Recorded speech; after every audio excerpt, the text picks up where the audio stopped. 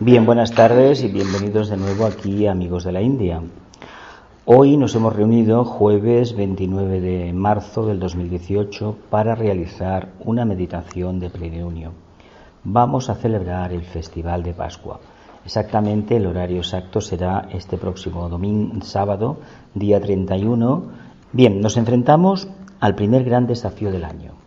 Nada más y nada menos que Aries, el año triunfante, el camino del sol hacia el norte. Y hoy en este momento exacto, el momento del plenilunio, estos días previos, tenemos una energía extraordinaria precisamente de voluntad, precisamente en cruz cardinal, precisamente en un signo fijo. Esta luna, como todas, tiene una particularidad increíble. Permite, a través de la energía que recibimos de la jerarquía planetaria, establecer un contacto de servicio, una alianza clara con la jerarquía. ¿Cómo lo vamos a llevar a cabo? Evidentemente, la luna va a posibilitar una afluencia de energías, una oportunidad única, porque recibimos todo el potencial tamizado por la jerarquía planetaria de la constelación. Pero lo que hoy nos interesa más no es tanto que tengamos un plenilunio al uso, que es un momento trascendental, son los días previos, los 3 días famosos de invocación de la energía, sino que lo que se ventila en este plenilunio es algo muy trascendente para la conciencia humana. Vamos a hablar del tema del Festival de Pascua, un festival que en el fondo es una renovación de una alianza con el Creador. Aries y este festival representan algo que para los humanos todavía puede que esté un poco lejos. Sin embargo, hay que recalcar que el trabajo que desarrollamos en el sendero tiende ni más ni menos a acrecentar y manifestar el triunfo del espíritu sobre la materia. Este festival, si lo entendemos bien, puede que nos ilumine bastante al respecto. Nosotros, por mucho que querramos avanzar, no estamos ni de lejos a la altura de ese ser que consumó en el signo de Aries un gran magisterio público, una renovación de alianza de la humanidad con el Creador. Él pudo hacerlo porque era un gran maestro. Nosotros tenemos nuestra propia área de influencia y se trata de que estas energías de fuego, estas energías profundamente de resolución, de voluntad al bien, las podamos aplicar en la esfera donde la ley del karma, la ley de la justa retribución, nos ha colocado a cada uno. Estas energías, si las miramos bien, nos dan una grandísima oportunidad de entender algo trascendental. ¿Qué es el servicio y para qué hemos venido a la tierra? ¿Para qué hemos encarnado? Si entendemos para qué hemos encarnado, entonces quiere decir también que el tema del servicio lo tenemos más o menos ventilado. Es decir, hay una proyección natural de nuestra conciencia en cada faceta de nuestra vida. Por lo tanto, no nos planteamos hacer cosas para desarrollar la conciencia, sino que desarrollaremos la conciencia en la medida en que hacemos cosas o mantenemos un estado de conciencia centrado y plenamente consciente de nuestra doble naturaleza, la humana, que es la que conocemos todos, y la divina. Ese gran nazareno, ese gran avatar que vino hace 2000 años, nos dijo una cosa maravillosa. Dios básicamente es amor. Filosóficamente, seguramente que todos los que estamos aquí eso lo entendemos. Entendemos que tanto si aceptamos la teoría creacionista como la evolucionista, nos daremos cuenta que detrás del principio de evolución hay una inteligencia básica, que en cierta medida no es que haya jugado a esto, haya tirado piedras ahí en la playa y que las haya dejado a merced del agua, sino que en realidad hay un propósito que se nos escapa a nuestra comprensión. Si creemos en la teoría creacionista, pues aún mucho más estaremos más aferrados a la idea de que prácticamente Dios es luz y Dios es amor. Pero se trataba de manifestarlo en la tierra y se utilizó un psicodrama iniciático para dar a conocer a una humanidad que empezaba ya en aquel momento, hace unos cuantos miles de años, a desarrollar ese principio crístico de manera clara. Se les enseñó que ese mensaje se podría anclar a la tierra mediante el sacrificio o la expansión de conciencia de un gran iniciado. Todo esto aconteció ni más ni menos en Palestina hace 2000 años, y la razón de ser por la cual aconteció esto en Palestina, por qué el misterio crístico se circunscribe a esa zona del cercano Oriente que tiene un karma tan terrible, tan desolado, tan increíble en ese sentido, nos deja a todos estupefactos, que las cosas se repitan en esa zona cada 100 años o cada 50 años o cada 1000 años. Curiosamente, esa zona, Palestina, constituye el plexo solar de la humanidad. Por lo tanto, la jerarquía lo que hizo fue mandar a ese centro donde las tensiones amor-odio, los deseos encendidos están más acelerados, enviar a un mensajero. Claro, en aquel momento, aquella humanidad que recibió este mensajero se encontró con un verdadero problema. No entendían que el mensaje nuevo que venía hablaba en unos términos que para ellos eran completamente irreconocibles. El pueblo hebreo se caracteriza básicamente por tener una mente concreta bastante desarrollada, que al final ha conseguido cristalizar la conciencia. Ellos se caracterizan, además lo veréis en la historia, y si os interesan los medios de comunicación, si os interesa todo lo que está relacionado con el pueblo judío, con el Estado de Israel, con Palestina, pues os invito a que entréis en la Wikipedia o que os informéis por Internet, que vayáis sacando información y vais a extraer vuestras propias conclusiones. El pueblo hebreo, el pueblo judío, arquetípicamente representa a toda la humanidad regida a la conciencia por el plexo solar, es decir, el famoso Kama Manas, una mente incipiente, concreta, que tiene una parte emocional y una mínima parte manásica. Por eso ellos establecieron unas leyes y con esas leyes se han guiado a lo largo de milenios. El problema del pueblo hebreo se pierde en la noche de los tiempos, el pueblo judío. Se cree que procede del primer sistema solar, donde el Logos alcanzó el conocimiento, la comprensión del aspecto manásico, del aspecto materia. Y si hay algo que ellos dominan a la perfección, es precisamente ese aspecto, el aspecto materia, relacionado con el mundo de la economía, la comunicación, etcétera, y el poder. Eso a nivel mundial lo dominan, pero no porque sean judíos, sino porque tienen una conciencia anclada en unas reglas de juego que provienen de la más remota antigüedad. Toda la humanidad, en cierta medida, es judía en el mismo sentido. Es mente concreta, razones concretas. No hay espacio para la intuición, no hay espacio para ese planeta que rige el tema de Aries a nivel esotérico, que sería Mercurio, sino que ha de ser todo constante y sonante. En el sentido constante, es decir, cosas muy concretas. ¿Os acordáis del código babilónico de la ley del código de Hammurabi? El famoso ojo por ojo y diente por diente, que era de los babilonios. Pues a ellos les ha venido, la historia ha indicado que les ha venido como anillo al dedo. Y una de las características que indican que ese código y el seguir ese código genera karma es que ellos no han tenido un periodo de paz prolongada en ninguna parte del mundo donde han estado, ¿verdad? ¿Verdad que no? El Estado de Israel está armado hasta los dientes porque es un Estado que está inseguro. ¿Por qué? Porque hay un karma que posiblemente el pueblo y sus dirigentes políticos desconozcan, pero los que nos dedicamos al tema esotérico y tenemos un poquito de visión, un mínimo de visión, nos damos cuenta que ese karma existe. Pues bien, la jerarquía y Shambhala, conocedora de este gran problema, que no es Palestina, es toda la humanidad, hace 2000 años decide enviar a un mensajero, a un gran mensajero. Escogen a un discípulo muy avanzado, un discípulo de tercera iniciación, que era el famoso hijo del carpintero, el famoso Jesús de Nazaret. No confundamos con el Cristo ni con el Maestro Jesús, por lo menos en ese momento. Más adelante sí que será el Maestro Jesús. Este discípulo se le prepara durante muchísimo tiempo, se sabe que era conocido desde pequeño, era muy en sus círculos de relación, pero que públicamente en Jerusalén no lo conocía casi nadie. Aparece a los 30 años famosos, tiene una experiencia en el río Jordán. Sabéis que un familiar suyo, además se dice que era primo o hermano, lo bautiza. En ese momento se dice esotéricamente que el alma de Jesús de Nazaret sale y entra a la de un maestro para el cual él trabajaba. Ese maestro, que sería el futuro Bodhisattva, fue conocido en esa una encarnación anterior con el nombre nada más y nada menos que de Sri Krishna. ¿Os acordáis de Bhagavad Gita?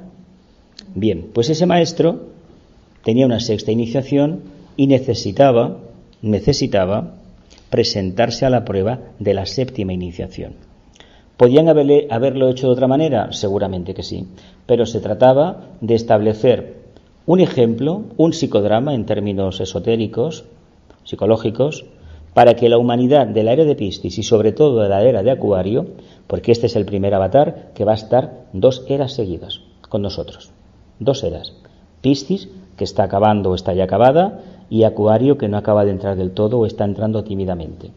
Precisamente lo preparan, hay un proceso que todos conocemos como el proceso de predicación pública y sobre todo el cristianismo es conocido, o este proceso es conocido, por el tema del sufrimiento.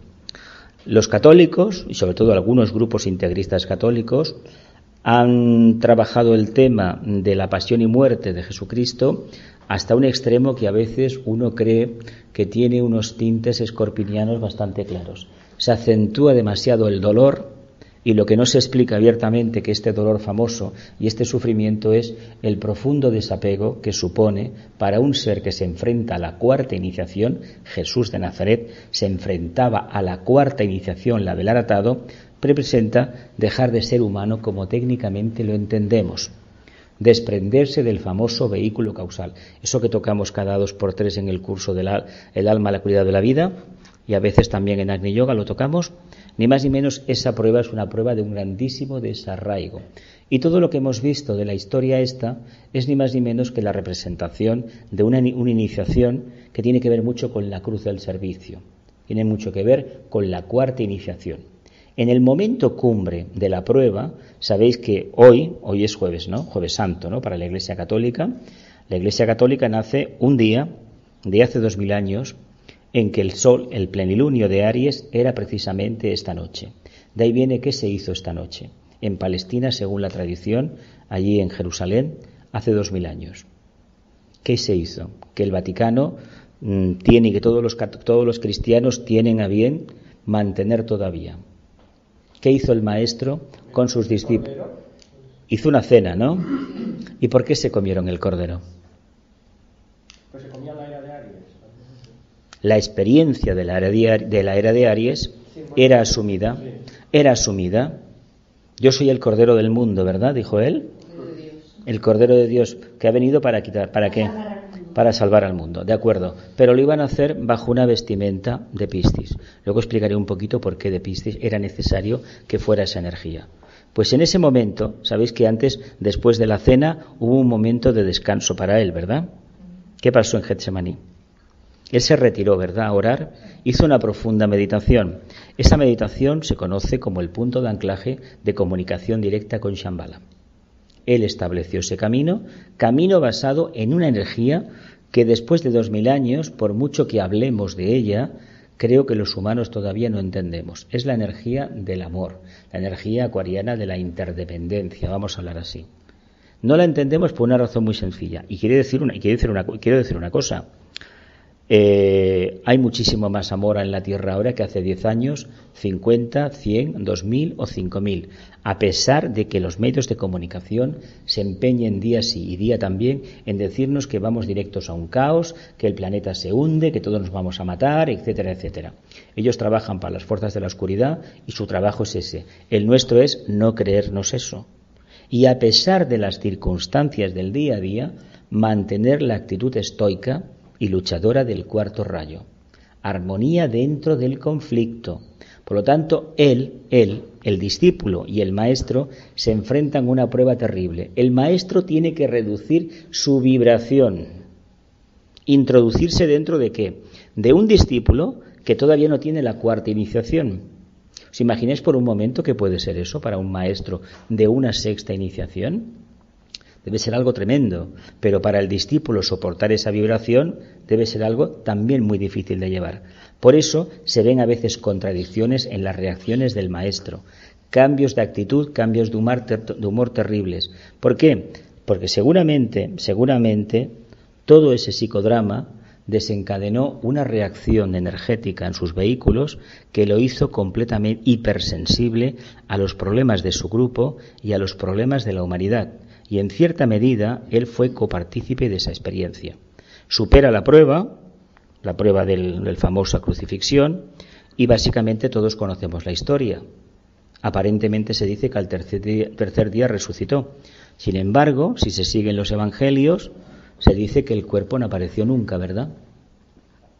El maestro se les apareció y les dijo a algunos: toca mis manos, le enseñó el costado, ¿verdad que sí? Donde la lanza, etcétera, etcétera. Pero oficialmente el cuerpo no apareció, ¿verdad que no? ¿Creéis que eso es la prueba de la resurrección? Lo que se sabe es que años después, unos 15 años después, encarna un niño, nace en la zona de Turquía, del Asia Menor, y manifiesta unas cualidades sorprendentes. Y cuando empieza a hablar y se le empieza a conocer, parecía exacto una calcomanía del Jesús de Nazaret que habían conocido algunos. De ahí que muchos empezaran a decir que ese ser que fue conocido después con el nombre de Apolonio de Tiana y que alcanzó la quinta iniciación como Apolonio de Tiana y actualmente es el Maestro Jesús, el famoso Chohan de Sexto Rayo. Y él se parecía muchísimo a la figura que había tenido aquel discípulo conocido como Jesús de Nazaret. De ahí que ha quedado como el maestro con el nombre de Jesús de Nazaret. Pero no tienen nada que ver uno con el otro. Fue la siguiente encarnación. Pues en el momento cumbre, a este maestro que habíamos conocido, nada más y nada menos que con el nombre de Sri Krishna, se le da la séptima iniciación y es el actual Bodhisattva. Bodhisattva es un cargo jerárquico. Y llegará un momento, seguramente que al final de la era de Acuario, ya veremos, yo no lo aventuro antes porque Acuario es trabajo grupal y por lo tanto se necesita del grupo para que el maestro haga su trabajo. Hay que decir que este trabajo de encarnación, entre comillas, de ese maestro en ese discípulo, solamente fue posible porque había un grupo de apóstoles, de discípulos iniciados, trabajando con Jesús de Nazaret. Si no, no se hubiera podido hacer ese trabajo, porque tiene que haber un punto neutro enfocado, unas conciencias enfocadas en un desarrollo concreto, si no, no emana esa luz, ni ese amor, ni esa voluntad al bien. Pues acontece eso. Y lo importante para la humanidad es que nos ha quedado un ejemplo vivo de lo que supone nada más y nada menos manifestar la conciencia superior. Sobre todo el tema del segundo rayo o el famoso amor que todos conocemos. Amor que todavía, si lo desligamos de la cuestión personal ligada a lo que se llama el cuaternario inferior y muy especialmente al sacro, al básico y al plexo, la energía del amor nos es completamente desconocida. Sin embargo, la energía del amor existe porque nosotros tenemos cuerpos. Y aunque sean cuerpos de apariencia fenoménica, densificada, constituidos por pitres lunares, por ángeles involutivos, hay que decir que si no existiera la energía del segundo rayo, la energía de la integración, las moléculas, los átomos no estarían concentrados, ¿verdad que no? Por lo tanto, no existiría nada de lo que conocemos. Tendríamos un mundo arquetípico. Por lo tanto, hay que decir que esta energía sí que existe. Antes os decía, bueno, veremos después por qué Piscis aparece en juego. Piscis, ¿qué rayo manifiesta la constelación de Piscis? El sexto de devoción e idealismo, ¿verdad? Y aquí el planeta, el regente ortodoxo de Aries, esas contestaciones de los arianos, conocemos a muchos arianos, ¿verdad? Preguntamos algo y parece que a veces hay gente que se lanza el planeta Marte. Marte, además, para algunos astrólogos dicen que tiene la particularidad de hacernos creer, nos genera un pequeño espejismo y nos parece que nos diga abiertamente que es el alma y en realidad no es el plexo solar, no es el alma. Sí que para algunas escuelas esotéricas el alma humana o animal empieza en el plexo solar, pero para las enseñanzas de la jerarquía planetaria no va por ahí. Estamos trabajando por encima del diafragma. La energía devocional, el sexto rayo, es muy importante aquí por una razón muy sencilla. Es la ligazón de todo proyecto en el planeta Tierra. Cualquier proyecto de manifestación de uno de los 7 rayos debe contar con la alianza del sexto rayo, porque la propia devoción, el propio idealismo, te motiva a conseguir una meta. Si no tuviéramos ese idealismo, que a veces en muchos de nosotros es completamente cristalizado, no nos movilizaríamos absolutamente para nada. Somos seres constituidos en un porcentaje muy elevado por agua, emociones. Si no existiera ese idealismo, esa devoción a un ideal, que es la manera que entendemos de conseguir ese idealismo, sería muy difícil obtener un resultado. Y el resultado es ni más ni menos que tengamos una pequeña expansión de conciencia. Y luego Piscis es la entrada del segundo rayo por el triángulo de constelaciones constituido por Géminis, Virgo, que es el nacimiento de la conciencia, y enfrente tenemos al hermano Piscis, que puede manifestar esa conciencia a nivel grupal. De ahí que Piscis se ha conocido como el signo de los salvadores de la humanidad, el arquetipo pisciano, el arquetipo. No quiere decir que por tener el sol tengamos esa resolución de conciencia. Y referente a este signo que nos ocupa, el signo de Aries, el primer rayo nos entra por Aries, por Leo y por Capricornio. Curiosamente tenemos 2 en la cruz cardinal y 1 en la cruz fija. Si antes os he dicho que la energía del sexto rayo era necesaria para cualquier proyecto en el planeta Tierra, no puedo dejar de decir que tanto el primer rayo como el quinto de Aries, como el quinto de Leo o el séptimo de Capricornio son necesarios también para cualquier proyecto en el planeta Tierra. ¿Qué quiero decir con esto? Que todas las energías, todas, son absolutamente necesarias. Pero si no tenemos la afirmación plena de conciencia que puede suponer el arquetipo leonino, no podemos llevar a cabo un proyecto genérico que incluya expandir la conciencia egoica o manifestar el amor. Parece sencillo de explicar, ¿verdad que sí? ¿Por qué el amor todavía es desconocido? Pues porque no tenemos suficiente resolución, no tenemos suficiente determinación y no estamos dispuestos a subir a la cima de la montaña. Y subir a la cima de la montaña implica ni más ni menos que la conciencia crística ha empezado a colorear nuestros pensamientos. Si eso lo hacemos, la subida a la cima de la montaña está resuelta. Y si está resuelta, entenderemos muy bien lo que significa este primer trabajo en este signo de fuego maravilloso como es Aries. ¿Alguna pregunta con la Pascua? ¿Los rayos?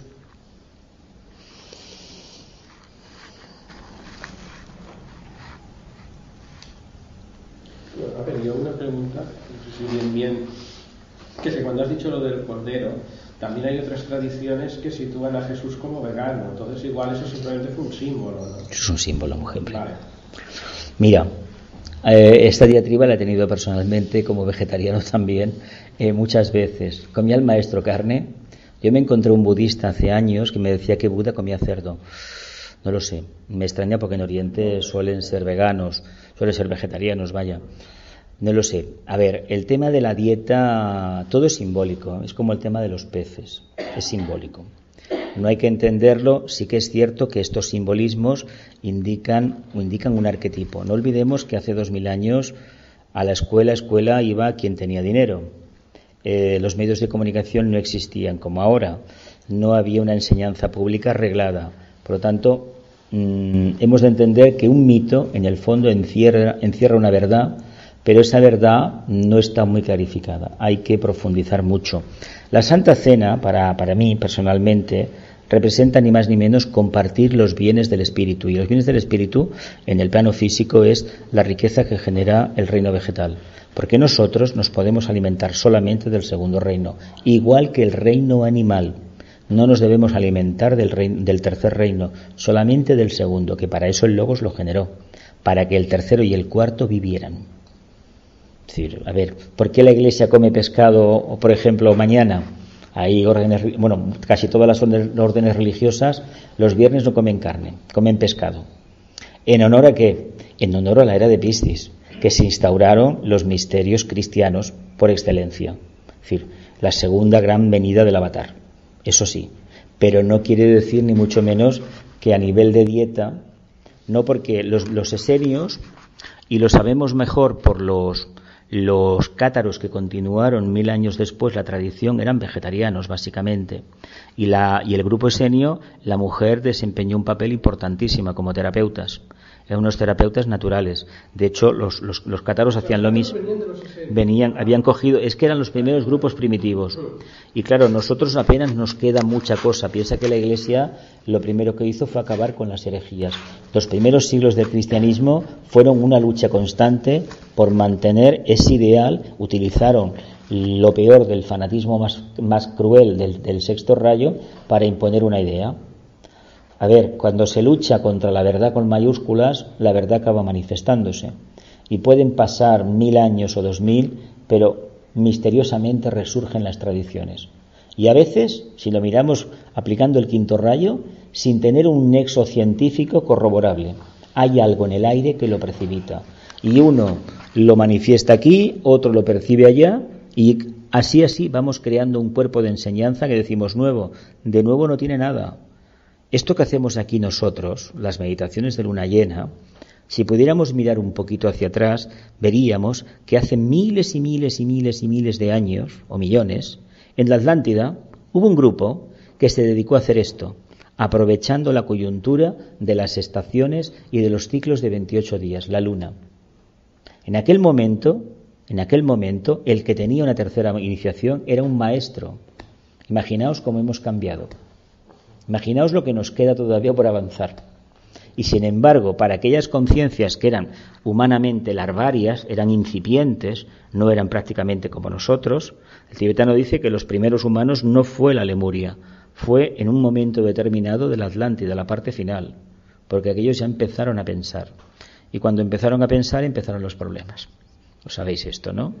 Hay un mito muy claro que está asociado con el momento de la Lemuria, en que en un momento determinado de la evolución al ser humano se le da el principio pensante, ¿no? Tiene que ver con el jardín del Edén y aquella manzana, aquella historia, ¿no? ¿Por qué la manzana? A ver, ¿habéis abierto una manzana por la mitad? Tiene una estrella de 5 puntas, ¿no? ¿Sí o no? ¿Habéis cortado? ¿De dónde viene la manzana arquetípicamente? De Venus. ¿Qué es Venus? El yo superior del planeta Tierra. El lucero del día es nuestro yo superior de la humanidad. Es el planeta Venus o la humanidad de Venus, lo que haya. En el plano físico no puede haber casi nada, creemos, porque la atmósfera son 400 grados y es como ácido sulfúrico. Por lo tanto, a nivel físico no. Ahora a nivel etérico puede haber una humanidad. ¿Quién dice que no? No lo sabemos. Nosotros no estamos preparados para las condiciones de vida de este planeta, de nuestro Padre. Fuera de aquí no debemos salir. Y es que además es perder el tiempo. Bastante problemas tenemos en el planeta Tierra como para ocuparnos lo que puede pasar en otros planetas. Pero esta anécdota que os cuento de la mente, si la utilizáramos en sentido positivo, acabaría revelándonos el misterio crístico. Y si nos revela el misterio crístico, acabaremos percibiendo vía intuición, vía meditación, lo que significa la Pascua, lo que significa la renovación del compromiso con el Padre, o manifestar en nuestra vida diaria el triunfo del Espíritu sobre la materia.